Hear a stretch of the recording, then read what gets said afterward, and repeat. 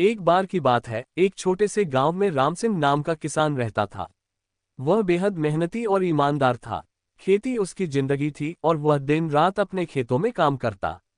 लेकिन उसके खेत के बीचों बीच एक पुरानी मिट्टी की मूर्ति थी, जिसे गांव वाले शापित मूर्ति कहते थे। गांव के बुजुर्गों की कहानियों के अनुसार वह मूर्ति सैकड़ों साल पुरानी थी और उस पर किसी जादूगर का श्राप था। लोगों का कहना था कि जो भी उसे हटाने की कोशिश करेगा, उसे अपने जीवन की सबसे बड़ी कीमत चुकानी पड़ेगी। इस डर से कोई उस मूर्ति के पास जाने की भी हिम्मत नहीं करता था। अजीब घटनाओं की शुरुआत। राम सिंह का खेत बहुत उपजाऊ था, लेकिन हर बार उसकी फसल मूर्ति के चारों ओर खराब हो जाती। वह सोचता था कि इस मूर्ति की वजह से उसकी मेहनत बेकार जा रही है।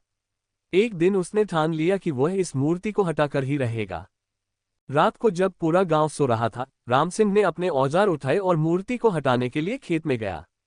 चांदनी रात थी और चारों तरफ सन्नाटा पसरा हुआ था। जैसे ही उसने फावड़ा उठाकर मूर्ति के पास खुदाई शुरू की, अजीब अजीब आवाजें सुनाई देने लगीं। ऐसा लग रहा था जैसे कोई उसे रोकने की कोशिश कर रहा हो। लेकिन राम सिंह ने हिम्मत नहीं हारी। मूर्ति के नीचे का रहस्य। कई घंटे खुदाई करने के बाद राम सिंह ने देखा कि मूर्ति के नीचे एक लोहे का संदूक दफन है। संदूक पर पुराने समय की लिखावट और अजीब निशान बने हुए थे। वह समझ गया कि यह कोई साधारण संदूक नहीं है। जैसे ही उसने उसे उठाने की कोशिश की, आसमान में बिजली कड़कने लगी और हवा तेजी से चलने लगी। तभी पीछे से एक गहरी आवाज आई, क्या तुम जानते हो तुम क्या करने जा रहे हो? राम सिंह ने डरते हुए पीछे मुड़कर देखा, लेकिन वहां कोई नहीं था। वह आवाज फिर गूंजी, अगर तुम इस संदूक को खोलोगे तो तुम्हें अपनी सबसे बड़ी कीमत चुकानी पड़ेगी। संदूक का खुलना। राम सिंह के अंदर जिज्ञासा थी। उसने बिना डरे संदूक का ढक्कन खोला। अंदर से एक तेज चमक निकली और चारों तरफ अंधेरा छा गया। अचानक संदूक के अंदर से एक रहस्यमय प्राणी बाहर आया। वह प्राणी आधा इंसान और आधा धुएं जैसा लग रहा था। उसकी आंखें लाल थीं और उसकी आवाज गूंज रही थी। उसने कहा, मैं हजारों सालों से इस मूर्ति के नीचे बंद था। तुमने मुझे आजाद किया है। इसके बदले मैं तुम्हें 3 इच्छाएं पूरी करने का वादा करता हूं, लेकिन याद रखना, हर इच्छा की एक कीमत होगी।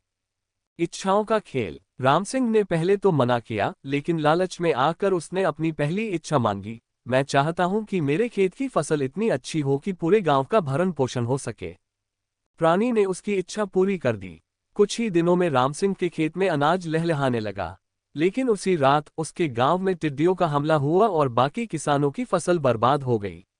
गांव वाले राम सिंह को दोष देने लगे कि उसकी वजह से ये सब हुआ है। राम सिंह ने दूसरी इच्छा मांगी, मुझे इतना धन चाहिए कि मैं सभी गांव वालों की मदद कर सकूं। प्राणी ने उसकी यह इच्छा भी पूरी कर दी।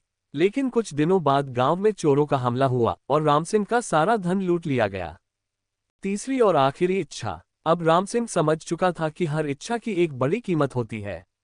उसने तीसरी और आखिरी इच्छा मांगी, मैं चाहता हूं कि यह श्रापित मूर्ति और यह प्राणी हमेशा के लिए गायब हो जाए और मेरे गांव में शांति लौट आए। प्राणी जोर से हंसा और कहा, तुमने अपनी आखिरी इच्छा बड़ी समझदारी से चुनी है। मैं चला जाऊंगा, लेकिन याद रखना, हर इंसान को अपनी किस्मत खुद बनानी पड़ती है।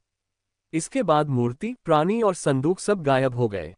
राम सिंह का खेत फिर से साधारण हो गया, लेकिन उसने एक सबक सीख लिया, लालच हमेशा नुकसान करता है।